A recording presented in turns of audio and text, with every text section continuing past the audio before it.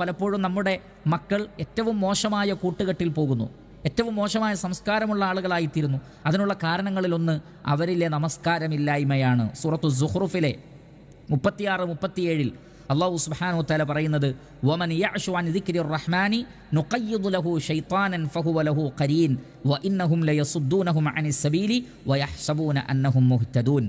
അള്ളാഹുവിൻ്റെ ദിക്റിനെ അവഗണിച്ചുകൊണ്ട് ഒരാൾ ജീവിക്കുകയാണെങ്കിൽ അല്ലാഹു സുബ്ഹാനഹു വ തആല അവന് ശൈത്താനിൽപ്പെട്ട ഒരു കൂട്ടുകാരനെ ഏർപ്പാടാക്കി കൊടുക്കും. അവൻ എത്ര മോശമായ കൂട്ടുകാരൻ! അങ്ങനെ ശരിയായ മാർഗത്തിൽ നിന്ന് അവനെ ആ കൂട്ടുകാരൻ തടഞ്ഞുകൊണ്ടിരിക്കും. അത് മനുഷ്യരിൽപ്പെട്ട ശൈത്താനുകളുമാകാം, ജിന്നുകളിൽപ്പെട്ട ശൈത്താനുകളുമാകാം. അപ്പോൾ അള്ളാഹുവിനെ അവഗണിച്ച് നമസ്കരിക്കാത്ത ആളുകളോട് കൂട്ടുകൂടാൻ പലപ്പോഴും ഈ നിലക്കുള്ള പിശാചുക്കളുടെ കൂട്ടായിരിക്കും ഉണ്ടായിരിക്കുക. അവർ നിരന്തരം അള്ളാഹുവിൻ്റെ മാർഗത്തിൽ നിന്ന് അവരെ തടയുകയും അങ്ങനെ ഇസ്ലാമിൽ നിന്ന് തന്നെ പുറത്തു പോകാൻ അത് കാരണമായി തീരുകയും ചെയ്യും കൂട്ടുകെട്ട്. അപ്പോൾ പിശാചിൽ നിന്നോ മനുഷ്യരിൽ നിന്നോ ഉള്ള, അഥവാ ജിന്നുകളിൽ നിന്നോ മനുഷ്യരിൽ നിന്നോ ഉള്ള പിശാചുക്കൾ നമ്മുടെ മക്കളുടെ കൂട്ടുകാരായി തീരാതിരിക്കുവാൻ അവരെ നമ്മൾ നമസ്കരിക്കുന്ന ആളുകളാക്കി തീർക്കണം എന്ന് മാത്രമല്ല, ശരിയായ നമസ്കാരം അവർക്ക് പഠിപ്പിച്ചു കൊടുക്കുകയും മനസ്സിലാക്കി കൊടുക്കുകയും എല്ലാം ചെയ്യേണ്ടത് ഒരു പിതാവിൻ്റെ ഉത്തരവാദിത്തത്തിൽ പെട്ടതാണ് എന്ന് നമ്മൾ മനസ്സിലാക്കണം.